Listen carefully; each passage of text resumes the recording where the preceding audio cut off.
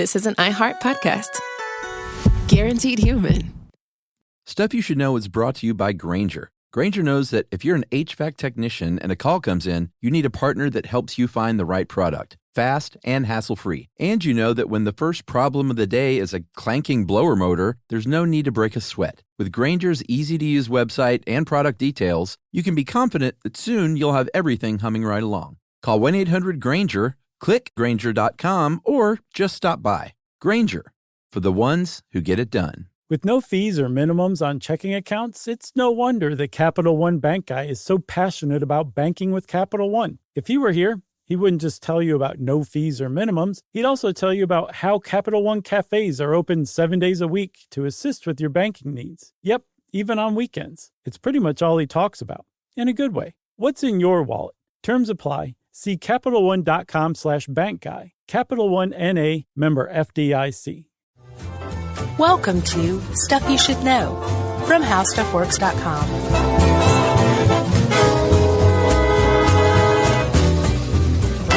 Hey, and welcome to the podcast. I'm Josh Clark. There's Charles W. Chuck Bryant. Jerry's over there. Chuck's wearing his last chance garage hat, which means that all is right with the world. Yeah.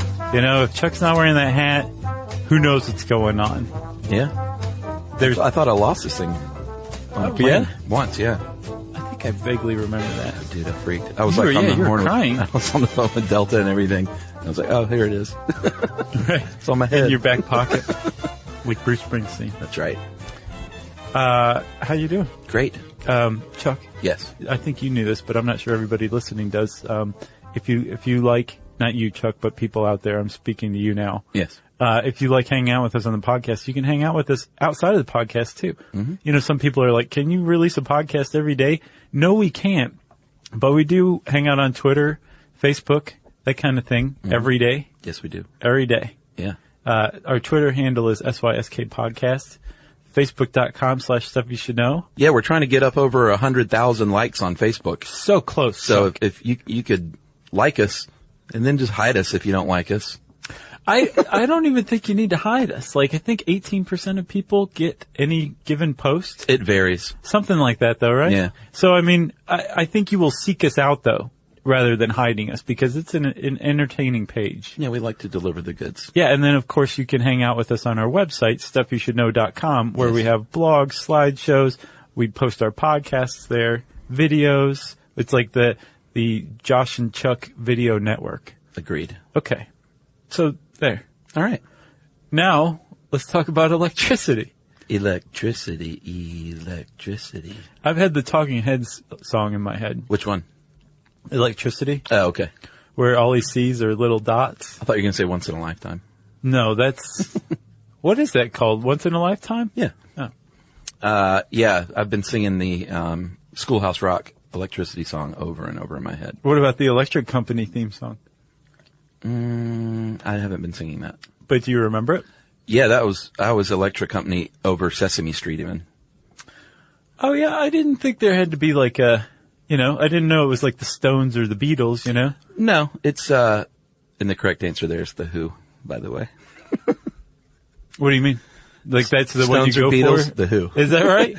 No, I mean, I love The Who. Do you? But I'm with you. I don't see the need to rank things like that. Well, plus the Electric Company came on after Sesame Street, I think. Yeah, it skewed slightly older, I think. Sesame Street, to me, felt like, 6, 7, 8-year-olds. Yeah. Electric Company's more like 8, 9, 10, 12. And then even younger than Sesame Street was Pinwheel, if I remember correctly. That was after your time. Oh, okay. Pinwheel was pretty cute. Yeah. But it was like little kids, and then Sesame Street was like little kids, and then Electric Company was like cool. Yeah, and Romper Room was kind of pre-Sesame Street even. So, was that the one with Raggedy Ann and Andy? I don't remember. I just remember it was very immature. Yeah. It was very childish. I think Raggedy Ann and Andy were in that. Well, at any rate, we've angered enough people now. I know. I have an intro for this one. Great. Okay, you ready? Mm-hmm. About 13.8 billion years ago, a little something called the Big Bang happened, and the universe was created. So says you. So says a lot of people. Yeah. We weren't around. Nobody saw it. But it's been detected, and it's strongly suspected by scientists. that the universe Yeah. is 13.8 billion years old, and that it came from something called the Big Bang, which, by the way, I would love to do an episode on. Yeah, let's do it. Okay. And under the auspices of the Big Bang Theory, not the TV show, but the actual theory, Yeah. at that moment, all of the energy in the entire universe was created right then. Boom. Bam.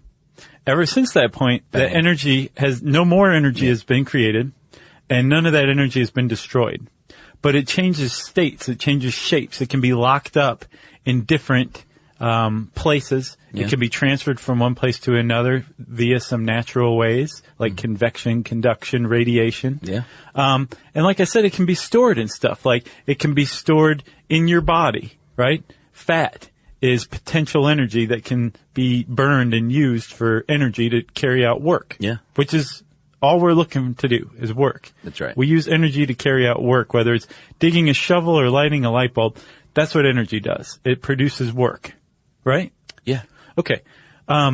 We've figured out along the way that we don't have to wait around for radiation or convection or conduction to do its thing to provide energy, because we'd have a lot of waiting to do. Yes. We wouldn't be in the computer age right now if it weren't for something called electricity, Yes. which is basically how humans have figured out how to harness converting energy from one type of another and then transmitting it a very long distance. Yeah. Because electricity isn't a primary energy source like the sun or solar radiation or nuclear energy or even the flow of water, kinetic energy. No, it's created. Yeah, it's a secondary energy source. It's a carrier. That's right. So electricity carries energy from one point to another. And if you understand that, you understand the very basis of what we're going to talk about today. Yeah. Like, we've figured out how to generate electricity to carry energy to produce work down the line. That's right. That's my intro. Which is usually mechanical energy is what's produced Right. by a machine. Yes. So think about this. Like, if you capture mechanical energy, like water spinning a turbine, which we'll talk about, Yeah. in Niagara Falls, that's not going to do anything to light your light bulb 200 miles away. No, not by itself. No, unless you connect the two. You send the work produced, the energy captured in Niagara Falls down to your light bulb. And that's what we do using electricity. That's right. Yeah, it's pretty simple. Actually, it seems complicated, but it's not. No. Just electrons moving around. Yeah, let's talk about electrons, man. Let's talk about the atom. Well, should we talk about the history of this stuff? Yes, let's.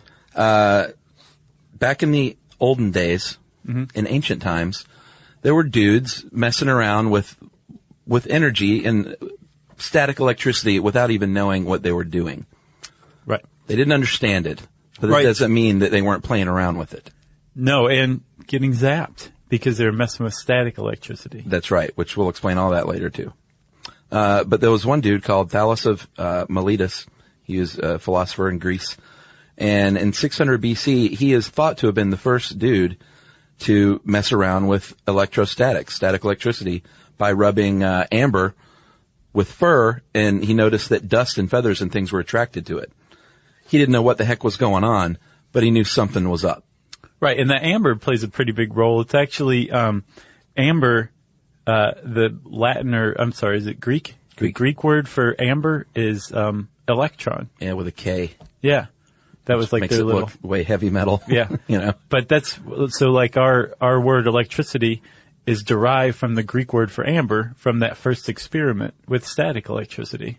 Yeah, and it was actually coined by a dude named William Gilbert. He was an Englishman, a physician, and he was studying sort of the same things with static electricity that Miletus was, and he was the first person to say it's electric when he saw these forces at work. With an exclamation point and his finger in the air. Probably Can't you see it? Yeah. And we should probably differentiate, like static, there's a couple of types of electricity. There's static electricity and then there's current electricity, right? Yeah. And current electricity is what we are able to generate artificially. Static electricity exists in nature, just naturally. Yes. And that was the first experiments carried out. Then there's other types of current electricity like lightning. But at this time, when these people are messing with electric or static electricity or saying it's electric for the first time, Yeah.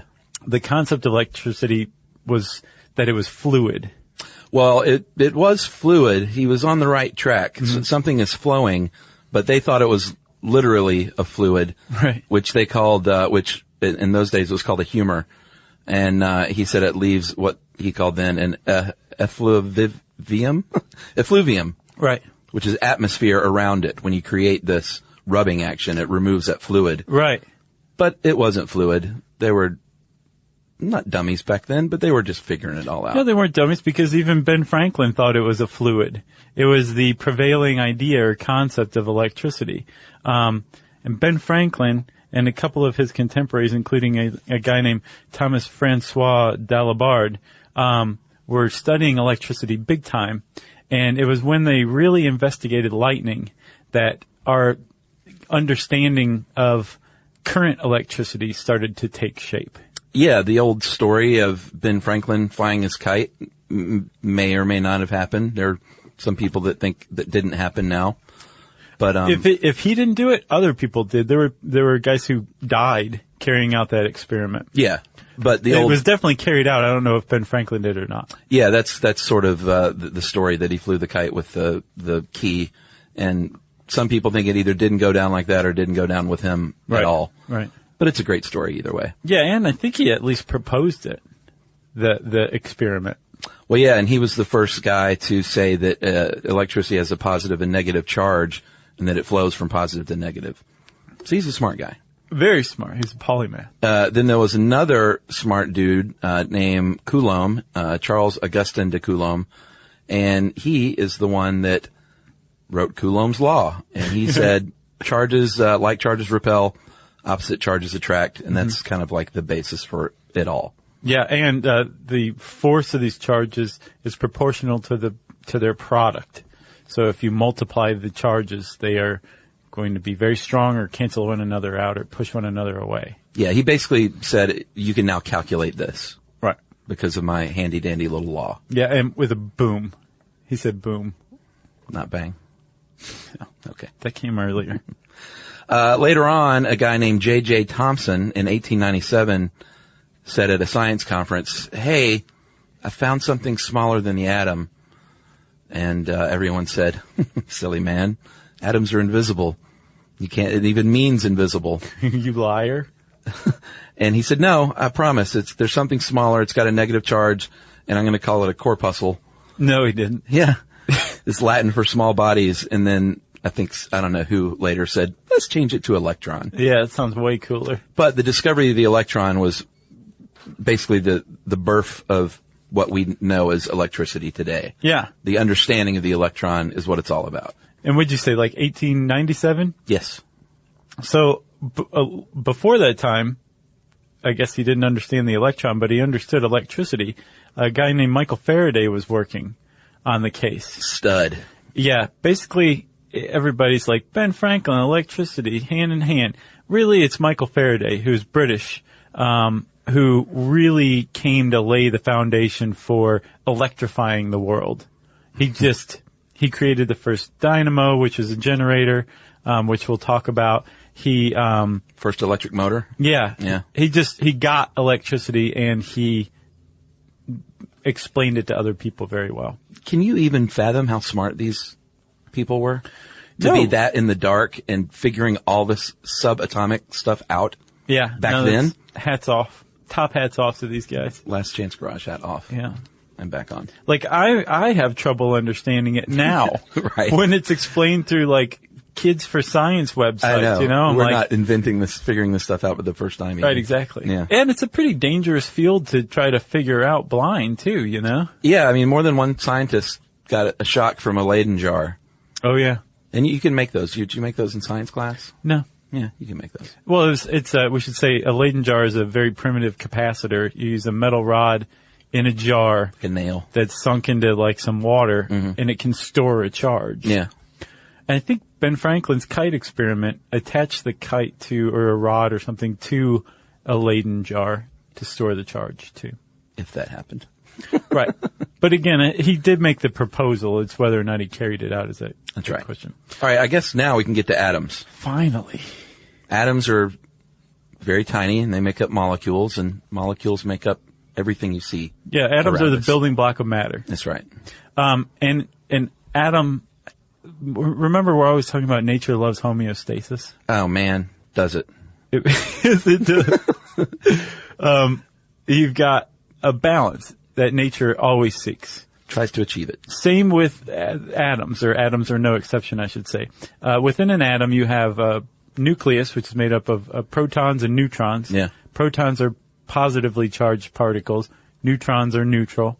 And then orbiting that nucleus, making the cool atom symbol, are electrons, and they're negatively charged. That's right. And when you have an equal number of protons to electrons, you have a neutral atom. Yeah, there's no potential energy there. It's just in balance. Yeah. And a lot of stuff is like that. A lot of stuff is in balance. Some stuff is not. Well, some stuff falls out of balance easier than other stuff. Well, yeah, the electrons, sometimes they're super tightly bound to the atom and they don't want to leave the house. Right. And they want to stick around.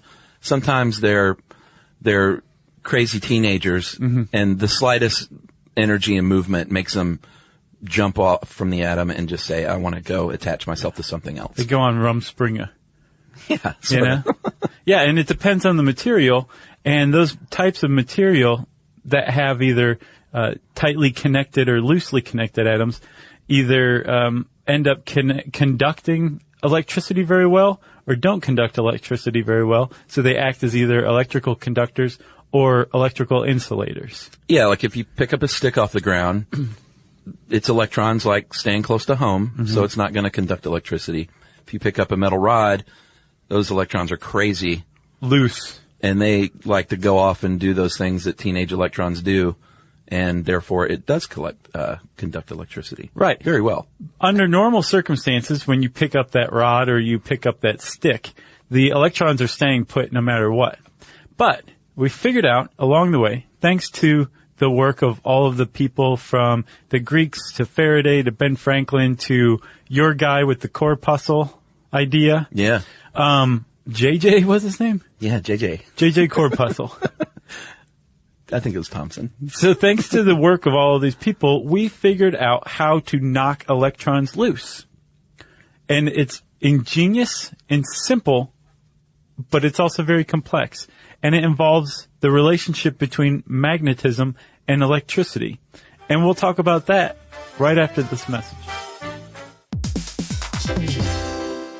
Work can be a little weird. One minute you're in a meeting that could have been an email. The next you're trying to decode corporate jargon that somehow means nothing. And don't even get us started on the quick sync that turns into a 45-minute deep dive. Yeah, well, the truth is figuring out your career isn't always straightforward. Whether you're trying to grow, pivot, or just stay relevant, it can feel like you're navigating it all on your own. Well, that's where LinkedIn comes in. That's right. LinkedIn can help you grow your career, helping you confidently navigate your path with insights, ideas, and inspiration from your professional community. You can stay up to date with the latest trends in your field, connect with people who get it, and discover opportunities tailored to your goals, your experience, and what actually matters to you. Whether you're looking for something new or just trying to grow where you are, LinkedIn gives you the tools and connections to move forward with confidence. Because LinkedIn is the network that works for you. Visit linkedin.com/knowstuff to learn more.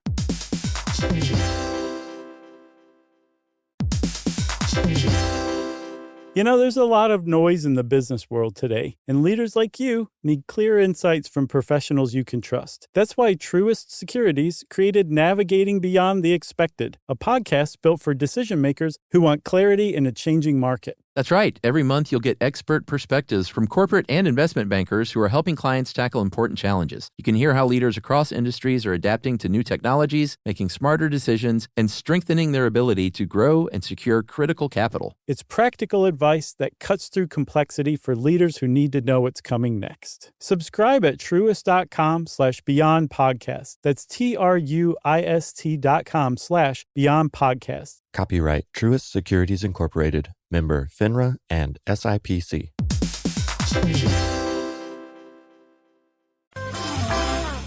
So Chuck, Yes. we're talking about knocking electrons loose, which is ultimately the basis of producing electricity. Yeah, like when you were a kid in elementary school, you probably did the little balloon trick where you make static electricity and make the balloon stick to your sweater. Right. All you're doing, you're rubbing that balloon on your sweater, and electrons are jumping from that balloon onto your sweater. And now there are two different charges going on because you're overcharged, the balloon is now undercharged, and because opposite charges attract, it sticks to your sweater. Right. And that's static electricity. And static, you have static and dynamic indicates motion, static indicates staying still. And they use that to describe this type of electricity because the electrons don't flow. They just sit there and wait for a connection. Like when you touch something that's charged, like a doorknob. Yeah. After you've shuffled with your feet in socks over carpet, when you touch that doorknob, you're forming that connection, and then all of a sudden the balance is achieved once more, and the electrons flow. Like you're literally a conductor of electricity in that moment. Right. So with current electricity, those electrons move. They move along a conductive material. Yeah. Say like copper wire or something like that. That's a hot one. Right. So let's talk about how you produce an electrical current, right? Okay. Let's talk about generators and turbines and all that awesome stuff. It sounds like you need to generate that electricity with a generator. Right. I think that's what generators are called. That's why they're called that. Yeah, it's funny just how basic some of these things are. Like you say, a computer. Right. But you've heard it so many times, you take it for granted and it loses its meaning. It's exactly. like looking at a word too frequently. Yeah, I think a lot of these words are like that.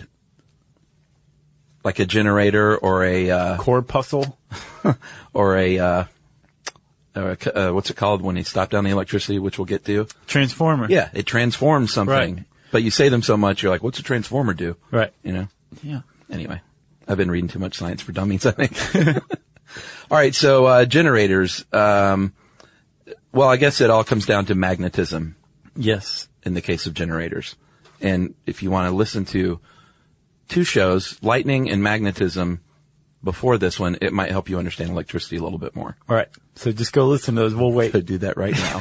We'll wait 2 hours. So, what I think Faraday figured out was that because of this relationship between, a magnet and, electricity, you can take a magnet and you can move electrons in a, say, a conductive material. You can knock the electrons loose, basically, using a magnet. Yeah, it's like what happens when you attract a paperclip to a magnet. It's just the transfer of electrons. Right. Jumping around. And you create a flow by flipping the polarity. And you can do this by rotating metal, right? Yeah.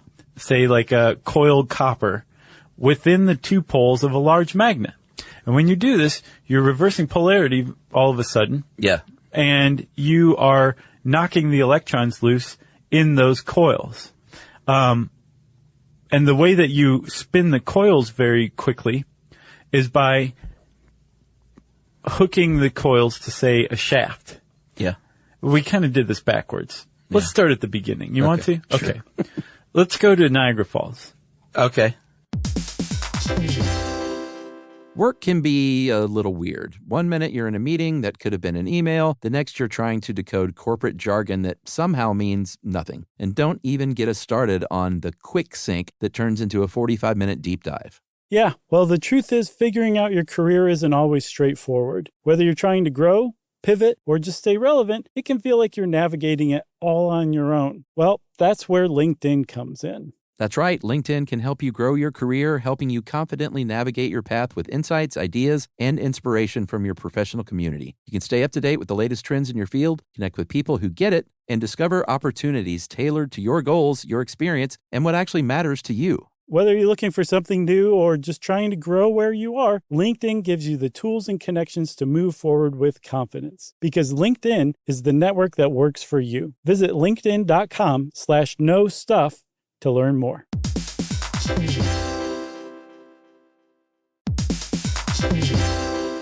You know, there's a lot of noise in the business world today, and leaders like you need clear insights from professionals you can trust. That's why Truist Securities created Navigating Beyond the Expected, a podcast built for decision makers who want clarity in a changing market. That's right. Every month, you'll get expert perspectives from corporate and investment bankers who are helping clients tackle important challenges. You can hear how leaders across industries are adapting to new technologies, making smarter decisions, and strengthening their ability to grow and secure critical capital. It's practical advice that cuts through complexity for leaders who need to know what's coming next. Subscribe at truist.com/beyond podcast. That's TRUIST.com/beyond podcast. Copyright Truist Securities Incorporated. Member FINRA and SIPC. Back in 1895, George Westinghouse, who is Nikola Tesla's boss, which, by the way, if you want to listen to another really good podcast, go listen to that one. Yeah, the Nikola Tesla one. Yeah. Remember, it was all about the AC/DC war between Tesla and Edison? Yeah. Good episode. Shocking animals to death. Yeah, it's pretty awful. What a jerk. But in 1895, George Westinghouse set up a hydroelectric power plant along the Niagara Falls. Yeah. And what he did was he had a means of taking the movement of water, which is kinetic energy. The water at the top of the falls has potential energy, and then once it falls over, that potential turns to kinetic energy. Well, Westinghouse set up a turbine to catch this movement of water, right, which is actual energy. Yeah. And have that movement spin a turbine, a propeller, or a fan. Yeah, it's the same concept as an old grist mill. Right. Except it's not creating energy, it's just moving the stones that grind the wheat or corn. Right, the grist mill is. Yeah. In this case, it's capturing that energy. Yeah. Or it's transferring it, we should say, by converting that kinetic energy from the water into mechanical energy, spinning the turbine. The turbine is connected to that shaft I was talking about where we suddenly changed course. And at the end of that shaft, which is now spinning thanks to the turbine, thanks to the movement of the water, is some coiled copper. And that coiled copper is spinning within those two magnets. Yeah, that's the key. Right. And because of that, the electrons are being knocked loose. You have a power line leading from the coiled copper out, and all of a sudden you have an electric current. Yeah, and if you've ever been to the Hoover Dam or something, you don't have to have a waterfall or a river to make this thing work. That's why they build dams. You stop up the water, and then at the base of the dam, you have the means to release that water, and then it becomes that flowing water. Right, and then also for thermal power plants, they use nuclear power to create a nuclear reaction to produce heat, or they burn coal to produce heat, and then they use that heat to heat water, and then they use that water to create steam, and then that steam turns a turbine. And these are all just different methods, whether it's solar or steam or nuclear. I almost said it. Which is weird, because I definitely don't say it that way. Well, you were very excited. I think I said it enough as a joke. Right. that it slips in. But anyway, all those are just means to turn that turbine. Right. And all it is you're using that stored energy, or that kinetic energy, like over here, to create electricity so that you can transfer it into work down the line. That's right. It's so cool. Yeah, and this article, we used a few different articles for this one, like we said, including some Science for Kids websites, which, by the way, I highly recommend. Yeah, if you don't get something. Yeah, it's a great place to go visit are these kids' websites, because they break it down like super simply. Right, because kids are dumb. But in our article, it describes a generator as if it was a water and a pump, which made a lot of sense to me. The generator is the pump, but instead of pushing water through a pipe, it's pushing electrons down a line, a power line. And that whole, like, using water as an analogy for electricity fits very well. Yeah, but you need something to push it. It's not a self-pusher. So you need that force, and that force is voltage. Right, yeah. It's electromotive force. It's the same with water. Like, you have water pressure that forces the water down the line, right? And with electricity, you have a force that moves electricity, and it's voltage. Like you said, measured in volts. Yeah. And the electrical current is measured in amps. And the amps represent the total number of electrons flowing through any one point of a circuit at every second. And That's there's a lot of them. And if you have voltage and you add that to current, which is amps, you get power, which is watts. Right. And I think it's multiplied by it. Oh, really? Yeah, it is. Okay. I wasn't even thinking of it as a math formula. But it is. It is a math formula, and the reason why it's a math formula is because they're related. Like, you can flip-flop them, you can adjust them, and that's the whole basis of industrial power transmission, which we'll get to later. Yeah, and I know it sounds a little confusing with volts, amps, and watts, but they are all different. Like, if you said, you know, that guy was shocked and he had 120 volts coursing through his body. That's not true at all, because the volt is the force. The amps, right. He's got amps coursing through his body. Yeah. But you'd be a huge geek to point that out to someone. If someone said that. And a good rule of thumb is the higher the volts, the more dangerous the shock. Yeah. Which is why in America, most outlets and homes are 120 volts. Where if you touch it, you're going to feel it, but it's probably not going to kill you. Yeah, in the United States it's 120, but it's different in other countries. Right, which is why, like, a European appliance can't be plugged into an American appliance because... No, you got to get those adapters. Yep. So, you were talking about current, which is the number of electrons flowing through a circuit. You have the volts, which is the force or pressure that's pushing them down the line. And then you have those two multiplied by one another to create watts, which is power. Yeah. You also, there's another factor to electrical currents. Yeah. And that is resistance. Oh, yeah, we didn't talk about that. So, we acted like it was all either an insulator or a conductor, but you can be a resistor. Well, I mean, everything has a certain level of resistance. Yeah, but if you're an official resistor, that means current moves. It just doesn't move like as fast as it might in metal. Right. Or not at all, as in wood. Yeah. Or glass is another good resistor insulator. Yeah. And so is rubber. Yes. But even something as like conductive as copper wire has a certain amount of resistance. And again, that water flowing analogy comes into place. Like if you pump like some water really, really hard, try to get a lot of water through a very small pipe, it's still not going to come out very high or very fast because you're trying to force too much water through that little pipe. Right. So in the exact same way, a thin wire where you're trying to push a lot of amps through and a lot of volts through, it's going to resist. And when you have resistance in an electrical circuit, you have you lose some of those electrons that are flowing in the form of heat, which is produced by electrons bumping up against other atoms that aren't sharing their electrons, and that's the result of friction. Yeah. And resistance is measured in ohms. Right. OHM. Should we talk about circuits? Yeah. Are we there? I think so. So all this is well and good.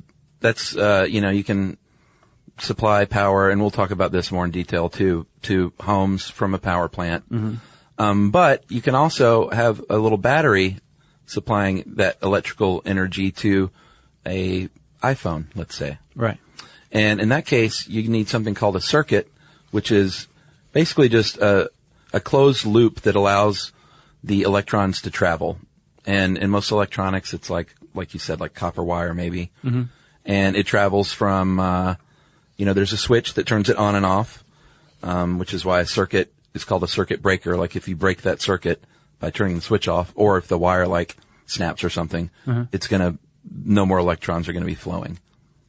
Right. Because the reason they're not going to be flowing any longer is because the positive pole and the negative pole from that circuit are no longer connected. That's right. Another way to look at voltage is that it is the difference between electrons on one side and electrons on another side of a circuit. And remember, we talked about nature always wanting balance. Yeah. Electrons flow from negative to positive, right? That's right.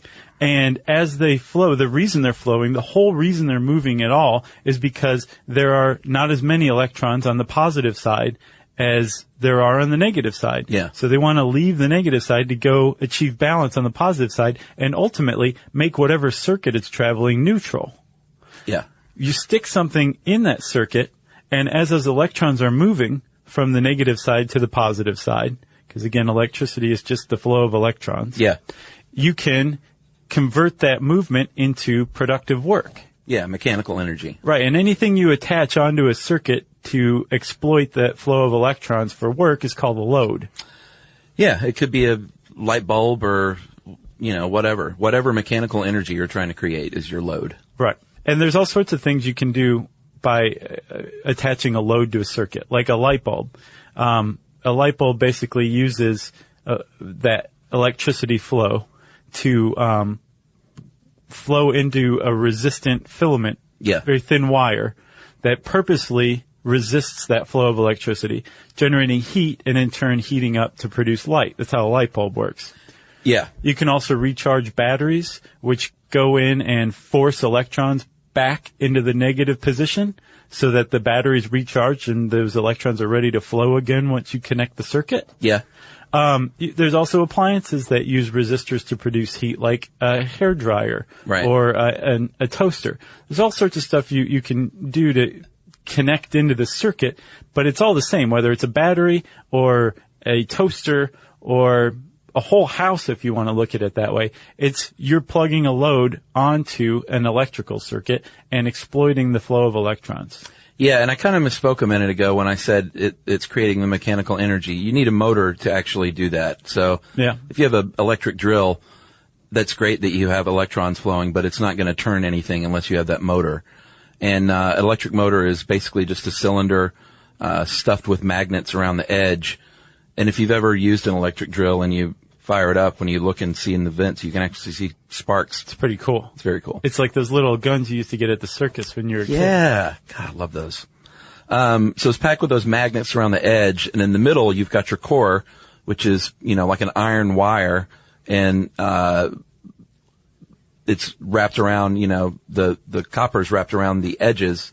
So electricity flows to that core, creates magnetism, and then that pushes against the outer cylinder and makes that motor spin around, and then that's where you get your mechanical energy. Right. And an electric motor is probably the best example of how you're converting energy from one form to another and then reconverting it. Because an electric motor is basically a generator in reverse. Yeah. And so you use that mechanical energy, the spinning of the turbine down the line, and convert it in your electric drill back into mechanical energy to spin the drill. Yeah. And in between is that flow of electrons that's causing the whole thing, or that's carrying that energy from point A to point B. Corpuscles.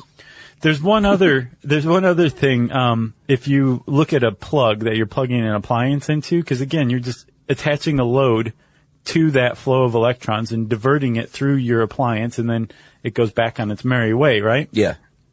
If you look at a plug, sometimes you'll see 3 prongs. And the third prong, the one on the bottom, seems different from the other ones. It's round. Mm-hmm.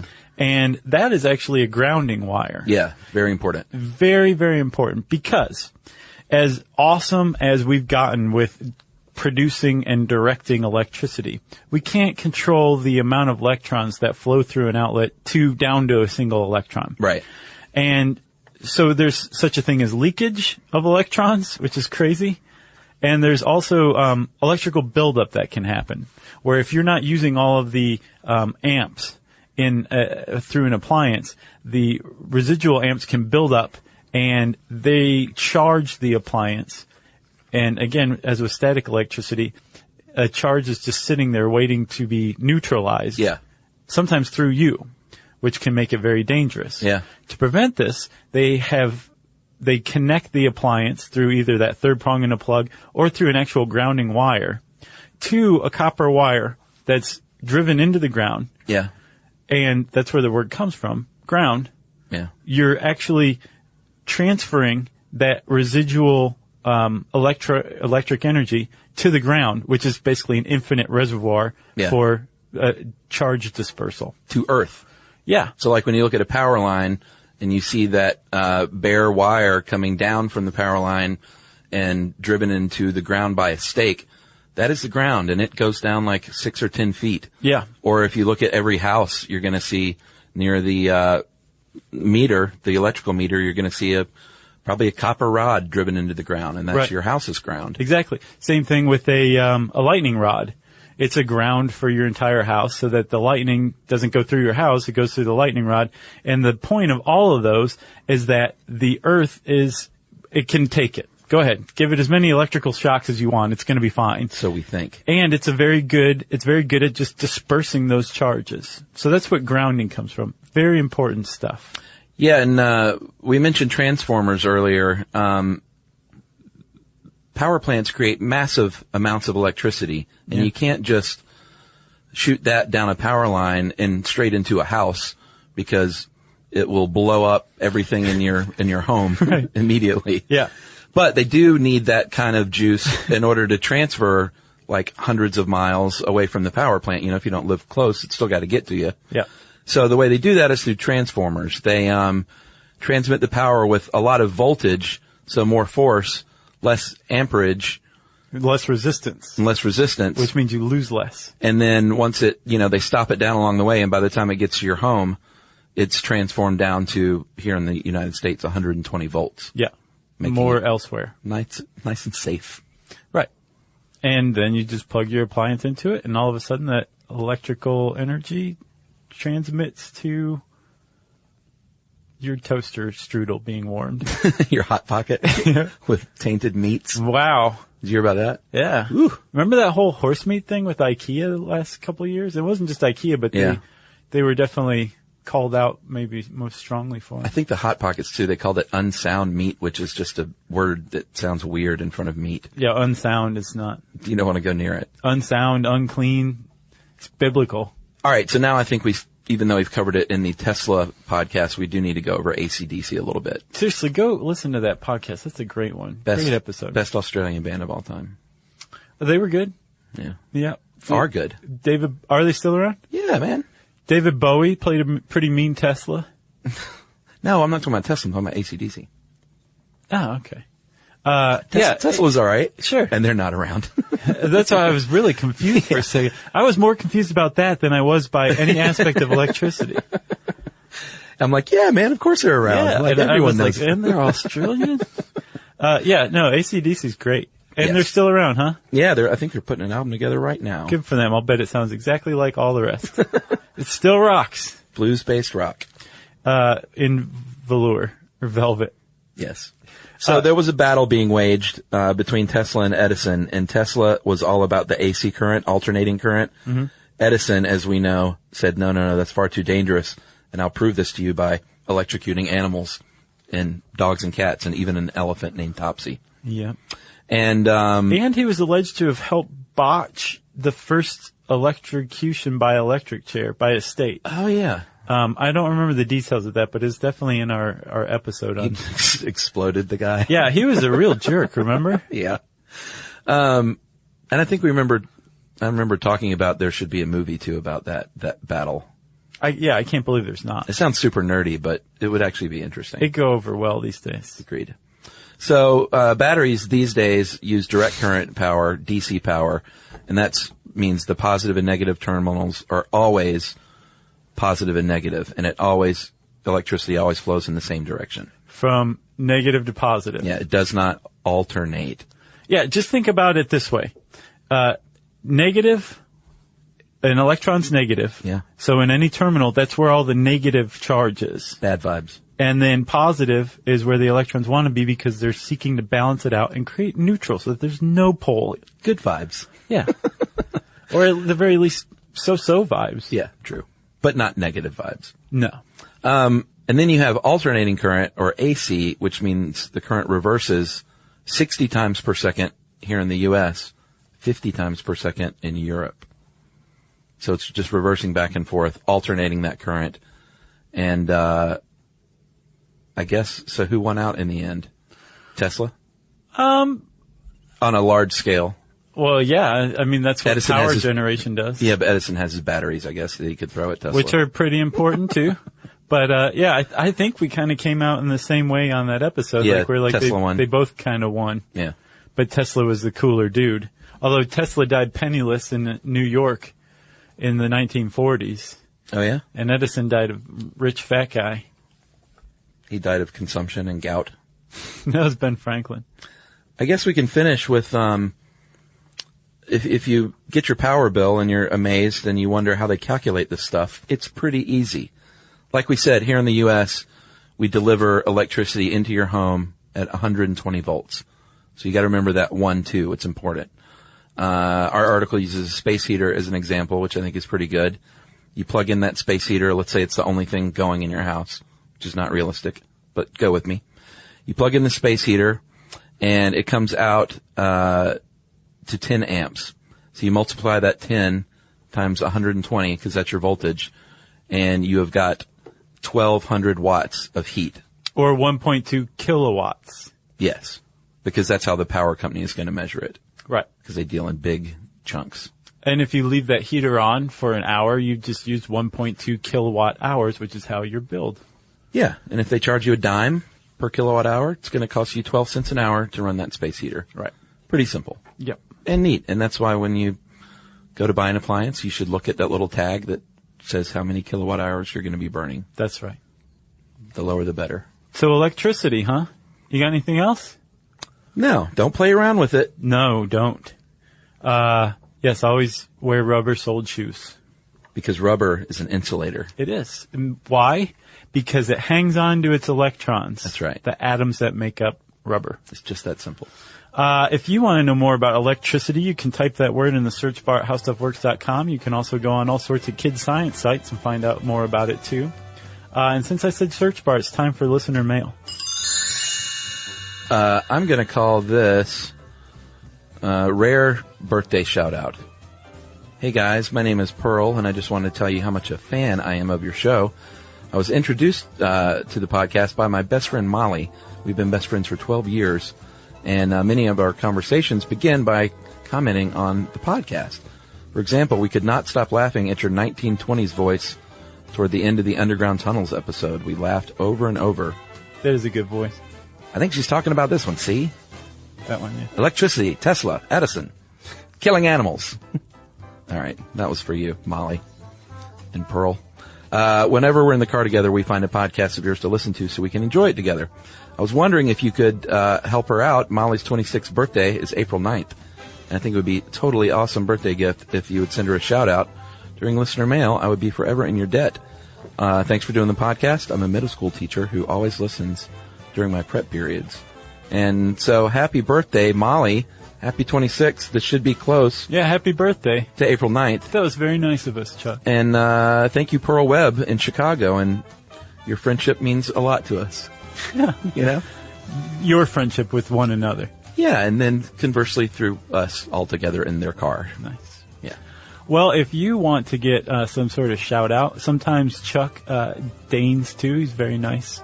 You can tweet to us at SYSK Podcast. You can join us on Facebook.com/StuffYouShouldKnow. You can send us an email to StuffPodcast@Discovery.com. And as always, join us at our home on the web, StuffYouShouldKnow.com.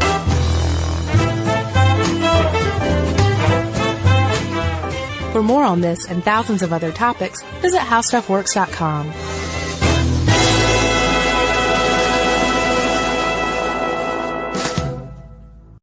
Introducing the all-new Mazda CX-5, featuring more connection. Hey Google, where's the nearest Pilates class? Safety that has your back. More discovery on the scenic routes. More passion in the details. And more control in changing weather. The all-new Mazda CX-5. More to move every side of you. See it in 5 films at MazdaUSA.com/5sides. Google is a trademark of Google LLC. Sequences shortened and simulated. You know, you could be adored by everyone and still completely ignored by your cat. Trust me, I know. But if you feed your cat Sheba, you can go from being ignored to truly adored in 12 days, guaranteed, or your money back. Sheba has a full menu of products, appetizers, entrees, treats, even a kitten's menu. It's so cute. So Sheba has a product for even the pickiest eater. Like Sheba Puree, it's made with bone broth, they're chef-inspired flavors, it's got a smooth and creamy texture that cats love, and contains no corn, wheat, soy, or artificial flavors. It's food that your cat's gonna love. To learn more, check out Sheba.com. That's SHEBA.com. This is an iHeart podcast. Guaranteed human.